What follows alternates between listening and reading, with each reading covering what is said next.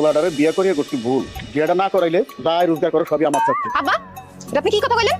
আমি আপনার পোলারে কি টাকা দিতে মানা করছি? বারণ করছি আমি আপনার পোলারে?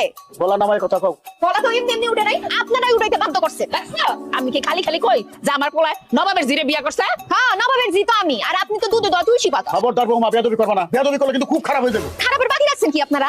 আছে এখন কথায় কথায় দিমু মাই তেলে শুধু সাহস থাকলে মারেন মারেন আমারে। এই কি ব্যাপার কি আমি বুঝলাম না তো। মাথা থেকে তুমি আব্বা আমার লগে ঝগড়া শুরু করছো না? আই তুই দেখছ না তোর বাপ মা আমার কাছে ঝগড়া করতেছে, আমি আবার পক পক করতেছ। দেখছো আমার পোলারে কেমনে বেয়াদবের মতো তুই করে কথা কইতেছে। আমা একটু চুপ করো তো। এই যে লগে 24টা ঘন্টা তোমরা ঝগড়া করো, তোমার কষ্ট হয় না? বয়স হয়েছে না তোমার? প্রেসারের ওষুধ না খেলে তো উঠতে কাটাতে পারো না, তো ঝগড়া করা শক্তি আয় করতে কা? এই সুমন, এই তুই কি কইলি? তোর বাইরে করে ওষুধ কিনে দাও, তুই ওষুধ কিনে খুঁড়া দিলি?